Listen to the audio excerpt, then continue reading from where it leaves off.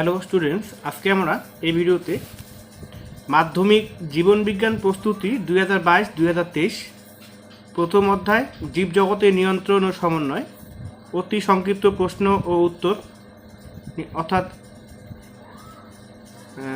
এক কথায় অথবা একটি বাক্যে উত্তরের যে প্রশ্নগুলো রয়েছে সেগুলো আলোচনা করব। এটাতে পার্ট 7 অর্থাৎ 7 নম্বর ভিডিও। 1 নম্বর প্রশ্ন, যে স্নায়বিক পথে প্রতিবর্ত ক্রিয়ার উদ্দীপনা আবর্তিত হয় তার নির্মাণ করো। যে স্নায়বিক পথে প্রতিবর্ত ক্রিয়ার উদ্দীপনা আবর্তিত হয় তার নির্মাণ করো। তাহলে যে স্নায়বিক পথে প্রতিবর্ত ক্রিয়ার উদ্দীপনা আবর্তিত হয় তা হলো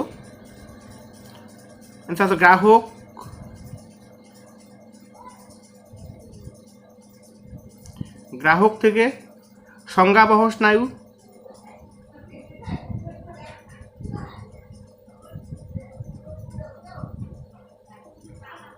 সংজ্ঞাবহ স্নায়ু থেকে স্নায়ুকেন্দ্র,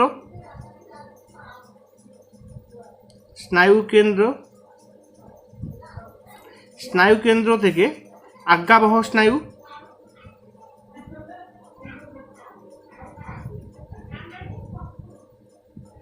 আজ্ঞাবহ স্নায়ু থেকে কারক অঙ্গে স্নায়ু উদ্দীপনা প্রেরিত হয়। তো স্নায়ু উদ্দীপনা গ্রাহক থেকে সংজ্ঞাবহ স্নায়ু, তারপর আছে স্নায়ু কেন্দ্র, তারপর আজ্ঞাবহ স্নায়ু থেকে কারক অঙ্গে পৌঁছায়। 1 নম্বর প্রশ্ন হয়ে গেল। 2 নম্বর প্রশ্ন, সমবেদী ও পরাসমবেদী স্নায়ুতন্ত্রের একটি বিপরীতধর্মী কাজ লিখো। সমবেদী ও পরাসমবেদী স্নায়ুতন্ত্রের একটি বিপরীতধর্মী কাজ লিখো। অ্যান্সার, সমবেদী স্নায়ুতন্ত্রে কী করে? স্নায়ু উদ্দীপনা হ্রাস হয়, আর পরাসমবেদী স্নায়ুতন্ত্রে স্নায়ু স্পন্দন কী করে? বৃদ্ধি পায়। তাহলে সমবেদী স্নায়ুতন্ত্র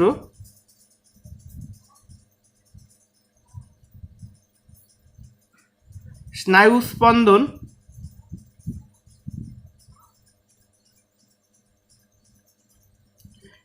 স্পন্দন হ্রাস করে,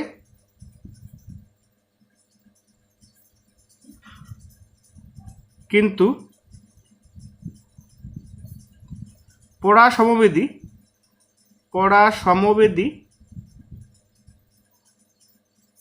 স্নায়ুতন্ত্র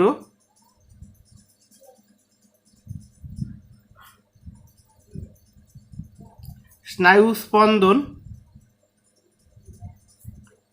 বৃদ্ধি করে। এটা অ্যান্সার। 3 নম্বর প্রশ্ন, উদ্দীপকের সঙ্গে ট্যাকটিক চলনের সম্পর্ক কী? তাহলে ট্যাকটিক চলনটা সম্পূর্ণটা কি? উদ্দীপকের গতিপথ ও তীব্রতা দ্বারা নিয়ন্ত্রিত হয়। তাহলে এটাই আমরা লিখব।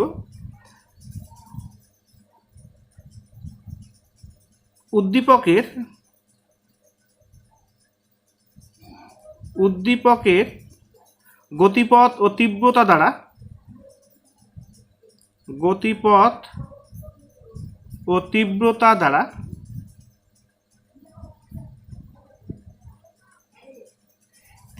দ্বারা ট্যাকটিক চলন নিয়ন্ত্রিত হয়।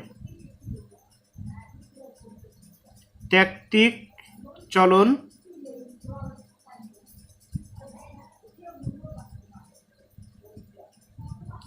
নিয়ন্ত্রিত হয়। 4 নম্বর প্রশ্ন, সূক্ষ্ম অনুধাবনের ক্ষেত্রে দ্বিনেত্র ও একনেত্র দৃষ্টির পার্থক্য কী?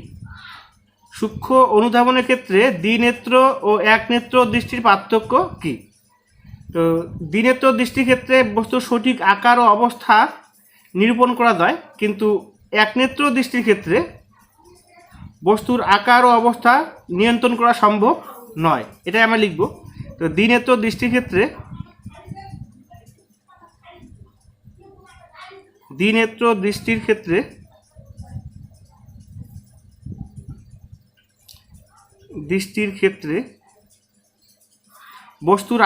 বস্তুর সঠিক আকার ও অবস্থান সঠিক আকার ও অবস্থা নিরূপণ করা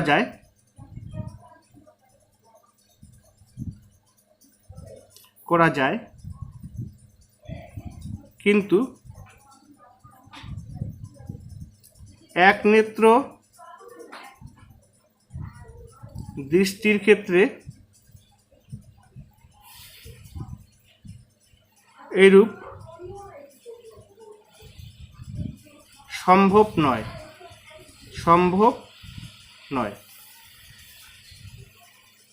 5 নম্বর প্রশ্ন, অক্ষিগোলকের মধ্য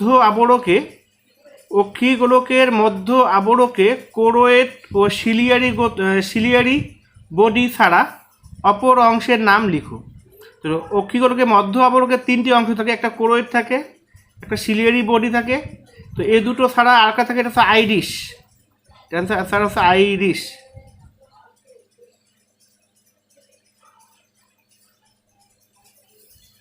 6 নম্বর প্রশ্ন, ফিমারের মস্তক ও শ্রোণীচক্রের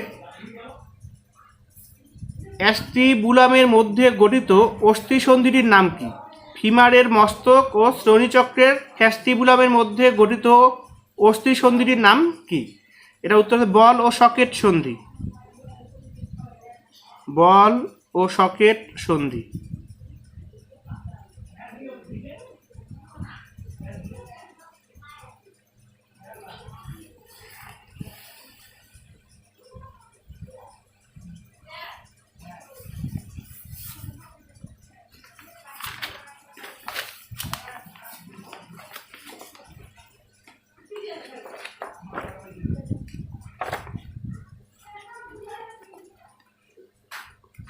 7 নম্বর কোশ্চেন,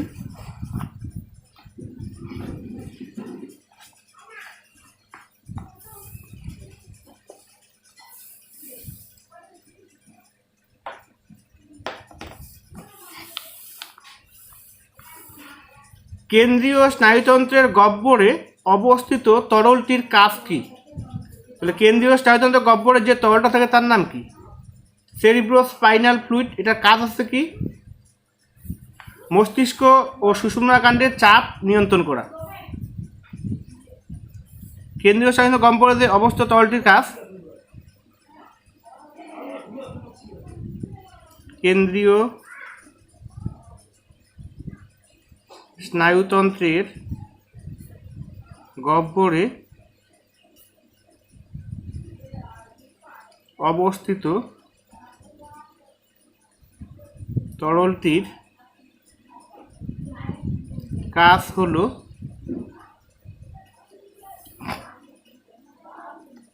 মস্তিষ্ক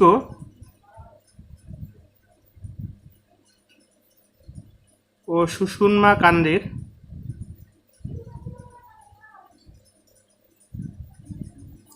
চাপ নিয়ন্ত্রণ করা।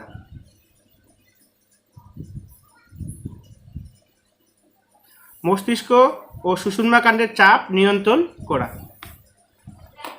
8 নম্বর প্রশ্ন, অগ্র মস্তিষ্কের সর্ববৃহৎ অংশটির প্রধান কাজ কি? অগ্র মস্তিষ্কের সর্ববৃহৎ অংশটির প্রধান কাজ কি? এটা উত্তর হচ্ছে অগ্র মস্তিষ্কের সর্ববৃহৎ অংশটির কাজ হচ্ছে বৃদ্ধি ও আবেগ নিয়ন্ত্রণ করা। বৃদ্ধি ও আবেগ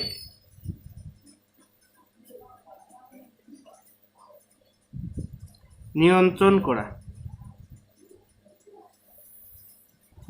9 নম্বর কোশ্চেন, নিচের দেওয়া বৈশিষ্ট্যের উপর ভিত্তি করে অ্যাকুয়াস হিউমার ও ভিট্রিয়াস হিউমারের মধ্যে পার্থক্য নিরূপণ করো। এখানে যে বিষয়টা বলা আছে অবস্থান, এই অবস্থানের উপর ভিত্তি করে অ্যাকুয়াস হিউমার ও ভিট্রিয়াস হিউমারের মধ্যে পার্থক্য লিখতে হবে।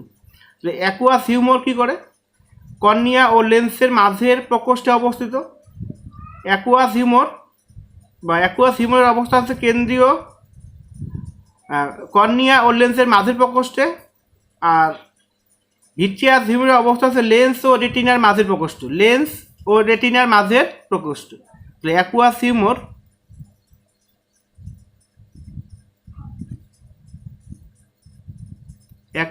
হিউমর কর্নিয়া ও লেন্সের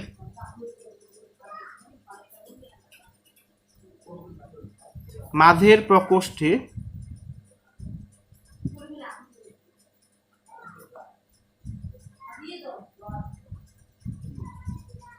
অবস্থিত, কিন্তু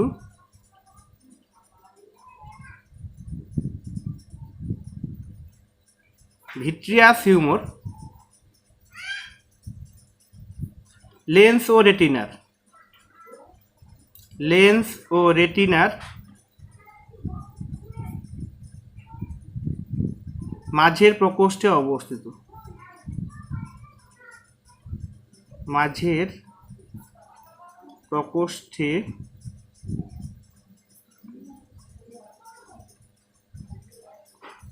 অবস্থিত। 10 নম্বর কোশ্চেন, মস্তিষ্কের কোন অংশ হৃদ সংবহনতন্ত্র ও শ্বাসকার্য নিয়ন্ত্রণ করে? মস্তিষ্কের কোন অংশ হৃদ সংবহনতন্ত্র ও শ্বাসকার্য নিয়ন্ত্রণ করে? এটা হচ্ছে মেডালা অবলাঙ্গাটা।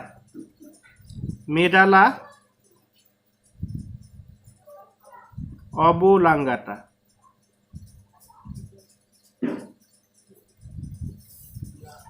11 নম্বর প্রশ্ন, TSH, FSH, LH এর মধ্যে সাদৃশ্য কি?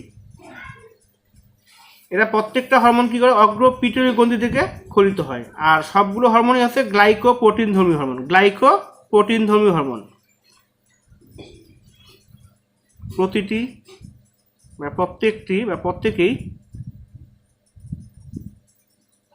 প্রত্যেকেই অগ্র পিটুইটারি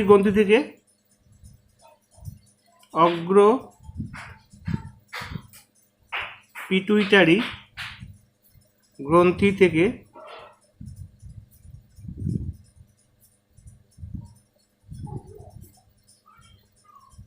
ক্ষরিত হয়।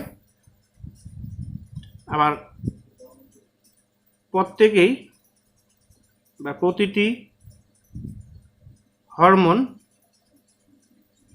গ্লাইকোপ্রোটিনধর্মী।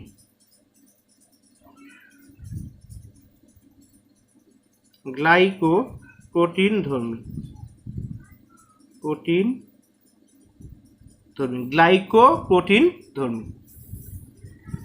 12 নম্বর কোশ্চেন, প্রাণীদেহে কাজ শেষ হওয়ার পর হরমোনের পরিণতি কি?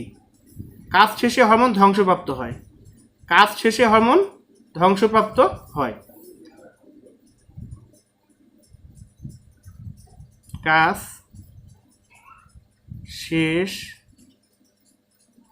হওয়ার পর হরমোন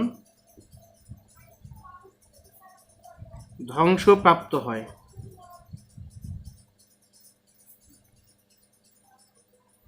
কাজ শেষ, ধ্বংসপ্রাপ্ত হওয়া শেষ।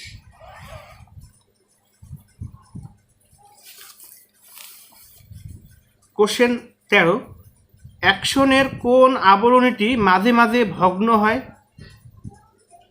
অ্যাক্সনের কোন আবরণীটি মাঝে মাঝে ভগ্ন হয়? এটা হচ্ছে মায়েলিন আবরণী। অ্যান্সার মায়েলিন আবরণী। স্টুডেন্টস, তোমরা যারা চ্যানেলটি সাবস্ক্রাইব করোনি অবশ্যই চ্যানেলটি সাবস্ক্রাইব করবে এবং ভিডিওটি ভালো লাগলে লাইক, কমেন্ট, শেয়ার করবে। কোশ্চেন 14, হিউমেরাস অস্থির মস্তক ও স্ক্যাপুলার সংযোগস্থলে কোন অস্থিসন্ধি গঠিত হয়? এটা হচ্ছে বল ও সকেট অস্থিসন্ধি। বল ও সকেট অস্থিসন্ধি। পরের কোশ্চেন, নারকেলের তরল শস্যে কোন হরমোন পাওয়া যায়? এটা হচ্ছে সাইটোকাইনিন।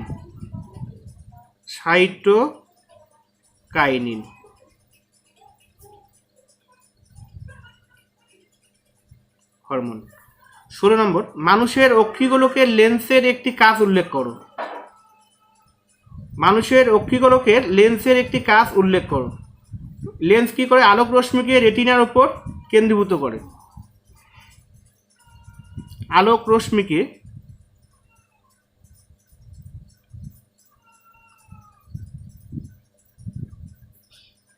রেটিনার উপর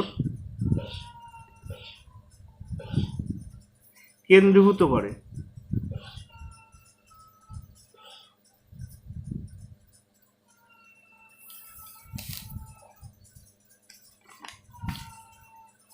পরের কোশ্চেন, রডকোষের কাজ কি?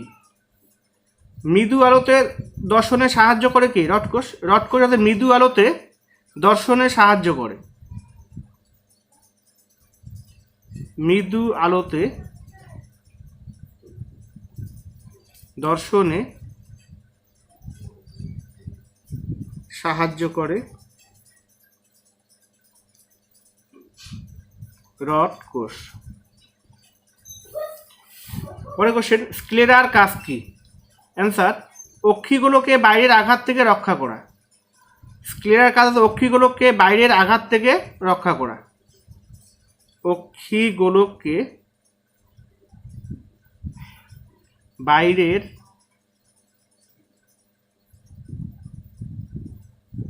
আঘাত থেকে রক্ষা করা স্ক্লেরার প্রধান কাজ।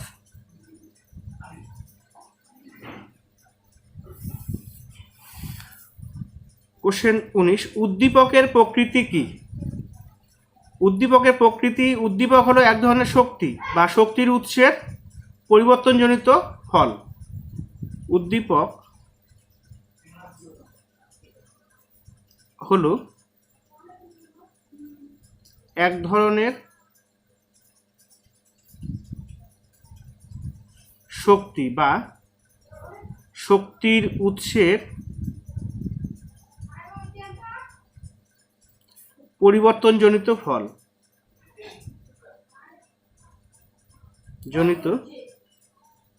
পরিবর্তনজনিত ফল। কোশ্চেন 20, কেন্দ্রীয় স্নায়ুতন্ত্রের কোন অংশ প্রতিবর্ত কেন্দ্র রূপে কাজ করে? কেন্দ্রীয় স্নায়ুতন্ত্রের কোন অংশ প্রতিবর্ত কেন্দ্র রূপে কাজ করে? এটা অ্যান্সার হচ্ছে সুষুম্না কাণ্ড। সুষুম্না কাণ্ড। তো স্টুডেন্ট, আজকে এই পর্যন্তই। তো তোমরা যারা চ্যানেলটি সাবস্ক্রাইব করোনি অবশ্যই চ্যানেলটি সাবস্ক্রাইব করবে এবং পাশে থাকা বেল আইকনটি অন করে দিও যাতে পরবর্তী ভিডিওর আপডেটগুলো সবার আগে পাও।